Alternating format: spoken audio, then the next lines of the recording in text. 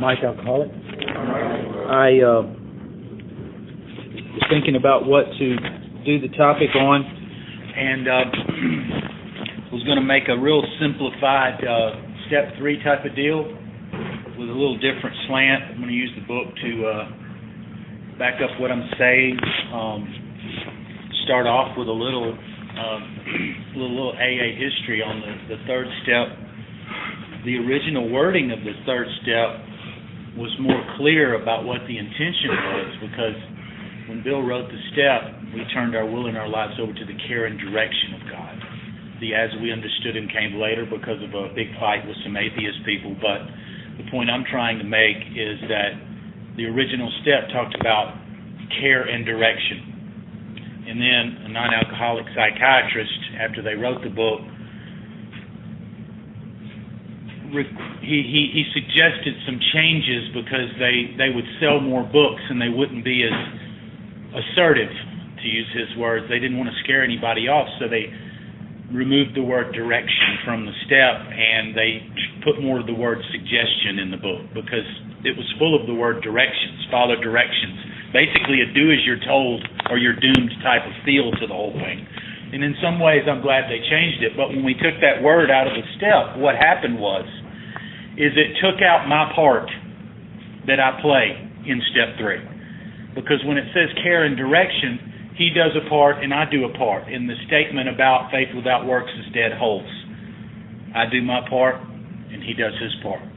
But when I take the word direction out, it sounds like I'm just turning it over to God and He's going to do it all, which is why most people hear that and think that. And it's important to focus on the fact that I do play a part. And as long as I follow directions, I get the benefits. If I don't, I get the results, which are always the same.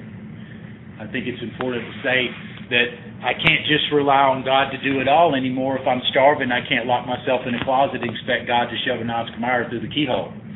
There's a give and take in life and in the program as well. And what I have found is that word, removing that from the step, has changed the tenor of the step and changed the perception of a lot of people's meaning from the step. Now that step comes from thy rod and thy staff comforts me. That's where that step comes from. Care and direction, protection and direction. That's what the rod and staff. I'm just giving you a little depth on the step and where it came from.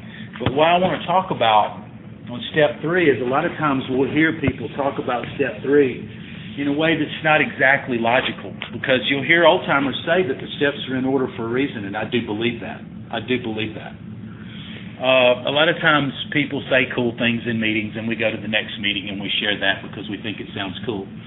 But I've been here long enough to start asking myself, what do these things mean to me? And I know in agnostic it talks about we shouldn't let any prejudice for these spiritual terms deter us from asking ourselves what they mean to us. And I started asking myself, what does step 3 mean to me? There's a real simplified explanation, and I'm going to leave this out of the 12 and 12 on page 35. I think it's a very important page.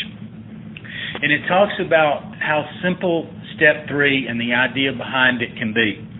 It talks about every man and woman who has joined AA and intends to stick has, without realizing it, made a beginning on step 3. Isn't it true that in all matters touching upon alcohol, each of them has decided to turn his or her life over to the care, protection, and guidance of Alcoholics Anonymous?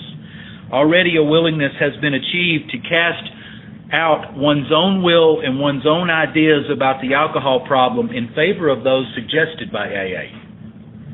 Now, what he's talking about is without even knowing it, without even knowing about step 3, by me walking in here, I'm saying to myself, I know these people have a solution, and I'm willing to acquiesce to the things that they say. That is basically a rudimentary version of step 3, and that's what he's saying here in the 12 and 12.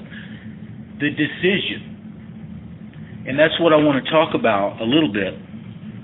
Because when we think about step 3, I hear it say made a decision. And we hear people go on and on about what it means and how simple it really is that,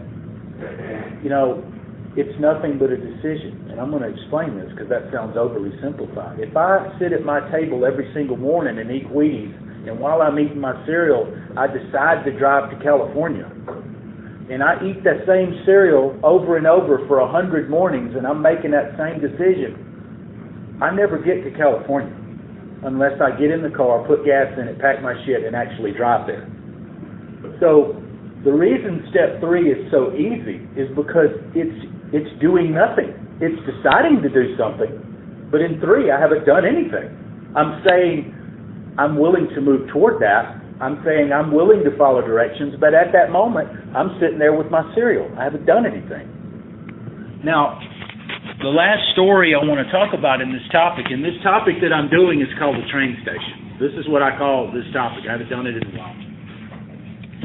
And this is where the way I look at step 3 deviates from a lot of people.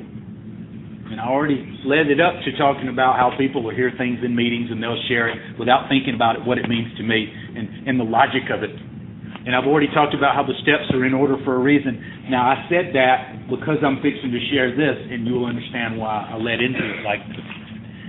To me, step 3, and with the program, having already read this part of the 12 and 12, is like me standing on the dock of this train station with my little bag, my baggage, and I'm fixing to wait for the train to come. Now, my little bags are pretty small in my hand because I hadn't done a 4-step, and I have not yet realized that I have a hell of a lot more baggage than I think I have. So I'm sitting here holding my bag. After I do the 4-step, I realize there's a Greyhound bus full of my fucking baggage parked around the corner over there. But I'm talking about I'm standing on the train station waiting on the train to come. All right, well, here comes the train of the program, and I decide to step on, okay? And I step on with my baggage, and then the train leaves the station. Now it's moving, and I'm on it. Now I begin to do things like a 4-step and other actions that we're asked to do in the beginning. Now here's where we deviate from where most people. I only make step 3. I decided, I followed it up with action, and now I'm on the train, and the train of the program is moving. Now the steps are in order for a reason. I'm on 4, I'm on 5, I do 6 and 7. As I'm making amends, I begin 10, 11, and 12. And that's where I'm at today. This train is still moving. I don't have to remake the decision any more than it would be possible to miraculously transport myself back to that same train station holding that same luggage. Of course, now I know I got more luggage. I would have to just miraculously forget everything I've learned and go back and decide again. You see how illogical it sounds? That's because most people who say they do step 3 every day is because they heard somebody share it in a meeting and they think that's what they're supposed to say. But see, if you want to stay here, you're going to have to ask yourself, like me, what does this really mean and what does it mean to me?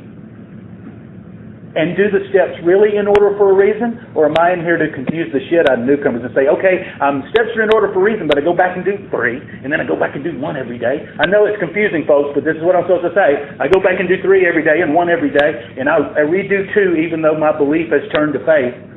And this idea about all these things that you hear, once you think in a logical way, you say that makes no sense. So what I'm trying to say is, if you're new and you're confused about what step 3 is, and you think, oh, I've got to understand God before I can do step 3. No, not at all. Because the book made clear, just by walking in here, I've done a rudimentary version of step 3, saying that AA has a solution, and I'm willing to move toward that. Now, when I decide, that's still easy because I haven't done anything yet. But if I picture myself on that train station, and I say, okay, I've stepped on, and I've begun to do action, and the train is moving forward now. How logical it makes it sound that as long as I keep my train moving forward, I can look forward. I don't have to look back. Now, our book talks about how we don't regret the past nor wish to shut the door on it, but I don't have to walk back through that door either. I look from whence I came. I learn from my past mistakes, but I look forward to my successes because my past is full of failures. And I made a decision to get on this train that leads to success. And I have found that it has been true for me. So on a daily basis, I do 10, 11, and 12, and all that entails, praying, meditating, asking God for strength and direction. But I don't come in a meeting and confuse my newcomers by saying that I do 3 every day, because I don't. Because my train has been moving for quite a long time now. And I wanted to share the train station with you. I hope that some of you were able to understand what I said and maybe embrace it. Some others will be leaving here still thinking about it, which is what's supposed to happen. This is not an easy concept when you've been trained to say things. When you've been trained to look at it a certain way. Learning something different is difficult at first. But now it seems so natural to me. So I just wanted to share that with you. A lot of things I've mentioned along the way, but basically this is a step 3 meeting and how I keep my train moving, and the simplicity of step 3 being nothing but a decision that implies action, because the word that was removed from the step direction shows me that I play a part in my recovery. I've had a spiritual awakening as a result of the steps. My name is Gina, and I'm calling.